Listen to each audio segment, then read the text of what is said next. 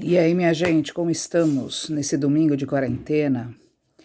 Olha, as pílulas heideggerianas fizeram tanto sucesso que eu resolvi nesse fim de tarde, que aliás está um fim de tarde lindo aqui em Jundiaí, gravar mais uma pílula hoje com poesia, né? E um dos assuntos a que até me referi na última pílula heideggeriana é sobre metafísica, né? Um assunto que para Heidegger, aliás, para todo bom filósofo, é uma questão sempre a ser posta, né? A ser discutida, a ser posta. E ele discute a metafísica em várias obras, né? Eu gosto bastante deste aqui, né? Os conceitos fundamentais da metafísica, mundo, finitude e solidão. O professor Casanova, né, que fez a tradução, aliás, muito bem feita, né? E, nossa, é um livro belíssimo, acho que para nós da área da psicologia, para mim é um dos livros mais intrigantes, né? Porque ele vai falar da tonalidade afetiva, do ser entediado, da função do passatempo, né? E acho que no contemporâneo é uma questão extremamente, né? O tédio profundo enquanto é entediante para alguém. Então acho que são assuntos e temas e questões que nos dizem muito respeito. Mas isso no decorrer da obra, né? Talvez em outros momentos possamos até voltar. E aí penso nessa obra porque ela tem um primeiro capítulo muito interessante sobre o que é a essência da filosofia, e ele fala da essência da filosofia como uma morada, né?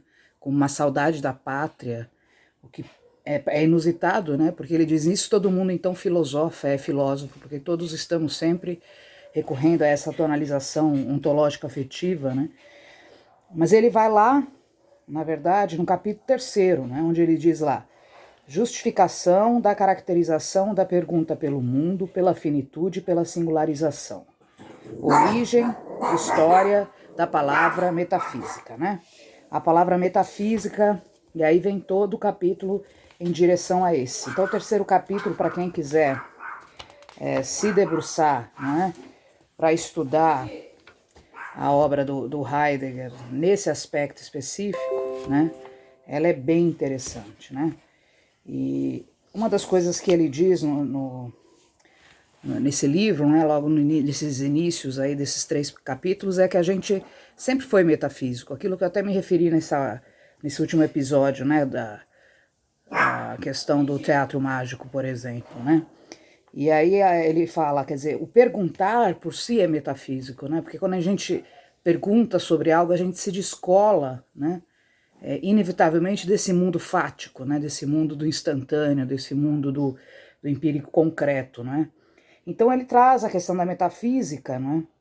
Como uma questão originária. Porém, obviamente, né, que depois a própria obra O Ser e o Tempo vão ser entendidos como um projeto também, está lá dito, né, de destruição da metafísica, né? Mas destruição para o Heidegger, na verdade, é um trabalho arqueológico, né? De voltar, entender, justamente é isso que ele faz um pouco nesse livro, né? De onde vem essa tradição metafísica, como ela vai se alargando, se agravando, né? Se tornando uma questão aguda para a filosofia moderna, a tal ponto de jogar o homem num precipício, né? No sentido de um abismo entre o mundo fático e as questões, não é, ontológicas. Então parece que isso ficou muito distante, né, da humanidade e das nossas questões, e esse é um problema sério, porque, né, o homem ao se deparar, né, com esse abismo e com essa separação tão abrupta, né, ele vai, né, entificar tudo ao seu redor. Então as perguntas têm sempre uma recorrência a uma planificação empírico concreta do hoje, do agora, né? E ele vai criando, né? Essa é uma questão que Heidegger, Nietzsche, Heidegger, esses caras que vêm nessa esteira, né? Da crítica ao moderno, né? Cria essa ilusão da imortalidade no homem, né? Então, na verdade, o que ele está buscando, como diria lá alguns estudiosos, né, de Stein, vai dizer, é preciso um encurtamento hermenêutico, é preciso essa reaproximação, uma reapropriação dessas questões, né? Então, nesse capítulo, ele vai falar justamente dessas questões aqui, né? Que metafísica, né? Quer dizer, a palavra física, que vem da ideia physis, da natureza, né? É no sentido, se ele for recobrar lá nos gregos, né? Faz aí chega no latim natura, que quer dizer nascer, surgir e crescer, né? É o crescimento, aquilo que propriamente cresceu num tal crescimento, né? Então, a metafísica, se a gente olhar historicamente, né, epistemicamente e tudo mais, não é? Ela foi uma vigência que fez com que o homem se transvigorasse diante o mundo, né? Então, por isso que ele diz que sempre fomos metafísicos, né? Mas aí é como se a metafísica tivesse tornado uma doença do pensamento, né? E aí eu vou fazer meu link hoje com a estética, né, que eu gosto bastante, usando para isso, não é? Este aqui, que é, não é? Uma outra, um gigante, né? Que é o senhor Fernando Pessoa, sobre a voz, né, do seu heterônimo Alberto Caeiro. Né? Gosto bastante das poesias de Alberto Caeiro. Não sou uma expert, mas é o guardador de rebanhos, né? O poeta da natureza, né? Um intérprete da natureza, né? Onde ele, de alguma maneira, ele vai quebrar também, não é, a forma de pensar lógico-moderna, né? Nega o racionalismo, nega a metafísica, né? Reafirmando essa sensibilidade para o mundo, né? Então, portanto, a valorização de uma vida simples, né? Serena, que isso está em Hölderlin também, que é um outro poeta que assim, em algum momento vou trazê-lo para a gente também visitar, que é um poeta, aliás, que Heidegger tem uma enorme admiração. Então hoje nós vamos ouvir aqui a metafísica bastante em não pensar em nada, né? Então a ideia do Alberto Caeiro é um pouco isso, né? O homem, ele diz, né? O homem está doente do pensamento, ele perdeu a capacidade de pensar com o corpo, com a sua capacidade intuitiva, poética mesmo, né? E essa poesia, para mim, é justamente isso, tá?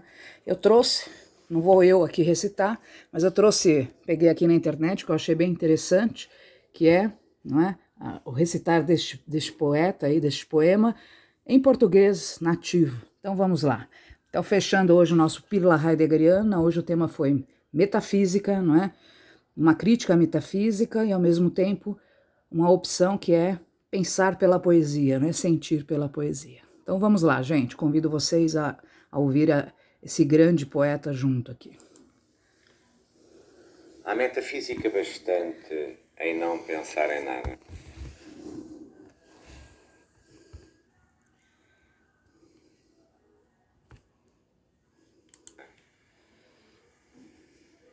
O que penso eu do mundo? Sei lá o que penso do mundo. Se eu adoecesse, pensaria nisso. Que ideia tenho eu das coisas? Que opinião tenho sobre as causas e os efeitos? Que tenho eu meditado sobre Deus e a alma e sobre a criação do mundo? Não sei. Para mim, pensar nisso é fechar os olhos e não pensar. É correr as cortinas da minha janela. Mas ela não tem cortinas. O mistério das coisas. Fecha aqui pra mim. Sei lá o que é mistério. O único mistério é haver quem pense no mistério. Quem está ao sol e fecha os olhos começa a não saber o que é o sol e a pensar muitas coisas cheias de calor. Mas abre os olhos e vê o sol e já não pode pensar em nada. Deixa, Marina. Porque a luz do sol vale mais que os pensamentos de todos os filósofos e de todos os poetas. A luz do sol não sabe o que faz e por isso não erra e é comum e boa. Metafísica. Que metafísica tem aquelas árvores? A de serem verdes e copadas e de terem ramos e a dar fruto na sua hora, o que não nos faz pensar, a nós, que não sabemos dar por elas. Mas que melhor metafísica que a delas, que é de não saber para que vivem, nem saber que o não sabem. Constituição íntima das coisas, sentido íntimo do universo. Tudo isto é falso. Tudo isto não quer dizer nada. É incrível que se possa pensar em coisas dessas. É como pensar em razões e fins, quando o começo da manhã está raiando e pelos lados das árvores um vago ouro lustroso vai perdendo a escuridão. Pensar no sentido íntimo das coisas é acrescentado, como pensar na saúde ou levar um copo à água das fontes. O único sentido íntimo das coisas é elas não terem sentido íntimo nenhum. Não acredito em Deus porque nunca o vi. Se Ele quisesse que eu acreditasse nele, sem dúvida que viria falar comigo, entraria pela minha porta dentro, dizendo-me: aqui estou. Isto é talvez ridículo aos ouvidos de quem, por não saber o que é olhar para as coisas, não compreende quem fala delas, com o modo de falar que reparar para elas ensina. Mas se Deus é as flores e as árvores, e os montes, e sol, e o luar, então acredito nele. Então acredito nele a toda a hora. E a minha vida é toda uma oração e uma missa e uma comunhão com os olhos e pelos ouvidos. Mas se Deus é as árvores e as flores e os montes e o luar e o sol, para que lhe chamou Deus? Chamo-lhe flores e árvores e montes e sol e luar. Porque se ele se fez para eu ver sol e luar e flores e árvores e montes, se ele me aparece como sendo árvores e montes e luar e sol e flores, é que ele quer que eu o conheça como árvores e montes e flores e luar e sol. E por isso eu obedeço-lhe. Que mais sei eu de Deus que Deus de si próprio? Obedeço-lhe a viver espontaneamente, como quem abre os olhos e vê, e chamo-lhe luar e sol, e flores, e árvores, e montes. E amo sem pensar nele. E penso, vendo e ouvindo, e ando com ele a toda a hora.